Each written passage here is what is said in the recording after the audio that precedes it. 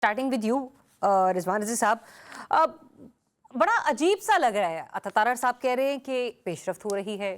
जो हुकूमती वज़ीर आपसे कुछ देर पहले प्रेस कॉन्फ्रेंस करके गए, उसको देखकर ऐसे लग रहा है कि मामलात जूके तो हैं, क्योंकि सैटरडे संडे एक्सपेक्ट किया जा रहा था कि हो सकता है कि वो जो एलामिया पढ़कर सुनाया गया था और बड़ी पॉजिटिव बॉडी लैंग्वेज थी इरफान सिद्दीकी साहब की भी, कि जो कहा जा रहा है कि भाई मुलाकातें वगैरह करवाई जाएंगी, और आपने खुद भी कहा था कि हाँ मुलाकातों का कहा गया तो मुलाकातें करवा दी जाएंगी, लेकिन सर वो मुलाकातें हो नहीं रही।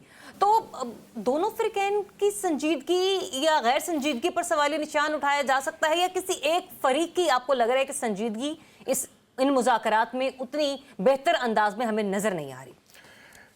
मैं दोनों फ़रीक़ैन की संजीदगी या गैर संजीदगी पे सवाल उठाने की बजाय पहले अपनी यानी कि मीडिया की गैर संजीदगी के ऊपर सवाल उठाना चाह रहा हूँ। जी जी।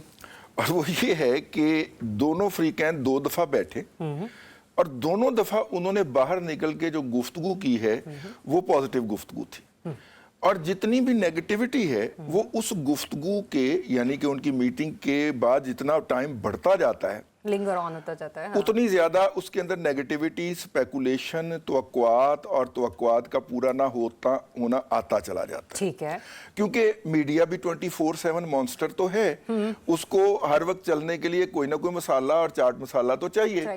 तो वो फिर मीटिंग होती है, फिर मीटिंग के बाद जब वो बरामद होते हैं, 2 दफा हमारे साथ ये हो चुका है, अब तीसरी दफा होना है आज या कल में, जब अगला मेरे ख्याल परसों में होगा जब वो अगला सेशन बैठेंगे।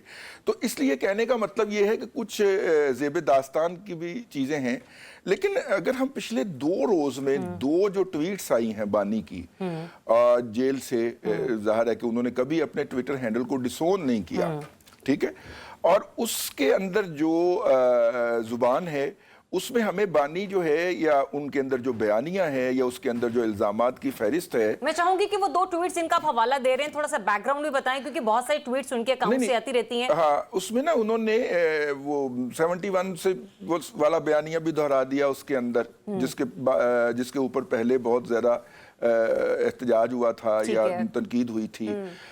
उन्होंने मौजूदा सियासी क़यादत जिनसे उनका नामजद करदा वफ्द जो है वो मुज़ाकरात कर रहा है, उनको भी उनकी औकात याद दिलाने की कोशिश की है कि वो क्या है। मुझे आपने कहा ना कि जिनसे उनका वफ्द मुज़ाकरात कर रहा है उनकी औकात याद दिलाने की कोशिश की है, तो सर औकात का आलम तो फिर हम यहाँ से भी देख लेना कि कहा यह गया था कि आप हमारी मुलाकात करवा दीजिए, जो कि मुज़ाकराती कमेटी है। कल भी जो है वो इंतजामिया से राबता किया गया, जो जेल इंतजामिया है, ये गवर्नमेंट एक मुलाकात का तो बंदोबस्त करवा नहीं रही, फिर ये कहती है कि आए हमसे मुज़ाकरात करें, बैठे बात करते हैं। तो सर अभी सिर्फ मुलाकात नहीं करवा पा रही, तो उससे ज़्यादा फिर और क्या इनसे एक्सपेक्ट किया जाए? कंडीशनल मुलाकात चाह रहे हैं ना, वो ये चाह रहे हैं कि हमारी मुलाकात ऐसी जगह पे करवाई जाए जहां पे कोई करीब तरीन कोई तीसरा जीरो ना हो, तो हम हो। और नहीं, ये जेल मैनुअल के खिलाफ है ना। जब नवाज शरीफ साहब जेल में होते थे और जुमेरात का एक दिन उनकी मुलाकातों के लिए मखसूस था, तो वहां पे 2 जेल के हुकाम बावर्दी होके, बल्कि एक तो उनके साथ वाली कुर्सी पे बैठा करते थे। तो इसलिए अब इसमें से वो परवियन निकालनी पड़ेगी ना कि किसके तहत उनको, और फिर कौन सी जगह के ऊपर वो मुतमईन हो सकते हैं। ठीक है, जेल के अंदर जो है वो हर तरफ दीवारें हैं, हर तरफ मेरा मतलब है दरख्त लगे हुए हैं, तो वो किसी के ऊपर भी शक व शुबहात का, ऐसी कौन सी जगह हो जिस पे वो राजी हो जाए। तो इस बात को तो है हुकूमत नहीं करना है ना। एनीवे चलिए, पॉइंट आपका आ गया, पॉइंट आपका आ गया। अदरवाइज मैं ब्रिगेडियर साहब से उनके देख रहे हैं आप आईनी बेंच के फैसलों का मिलिट्री ट्रायल्स के हवाले से। देखिए, बात ये है कि मैंने चूंकि कोई 15-1 साल कोर्ट रिपोर्टिंग भी की है, तो इसलिए मेरी ये सोची समझी राय है कि ज़ेरे समात मुकदमात के ऊपर जो है वो तबसरा मैं नहीं करूंगा, ताकि मैं कल को जो नोटिस आए तो मैं कह सकूं कि जी मैंने नहीं किया था।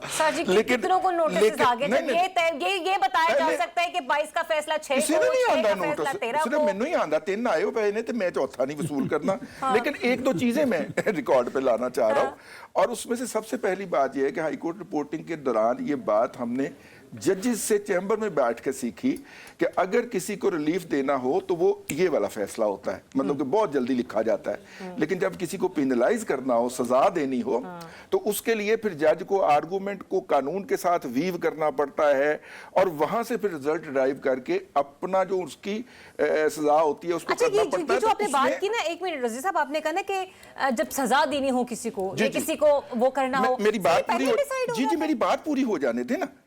अब ये मैं एक ऐसे जज की बात कर रहा हूं जो चीफ जस्टिस भी रहे हैं, सुप्रीम कोर्ट के अंदर जाके वो रिटायर भी हुए। अच्छा, अब अगर इस बात की बुनियाद के ऊपर हम यहां पे बैठ के ये फैसला कर दें कि जनाब ये केस ये तो पहले ही तयशुदा था कि सजा होनी है, ऐसा नहीं होता। इसी तरह जज साहिबान ड्यूरिंग हियरिंग, समाअत के दौरान ऑब्जर्वेशन जो देते हैं वो अपनी अंडरस्टैंडिंग के लिए देते हैं। ये वाला ट्रेंड जो था ये साकिब निसार साहब ने तब्दील किया था कि वो अदालत में बैठ के बड़के लगाते थे, लोगों की इज्जतें उछालते थे और लोगों को गालियां देते थे, उनके मुख्तलिफ नाम डालते थे, उनको बैड नेम से कॉल करते थे।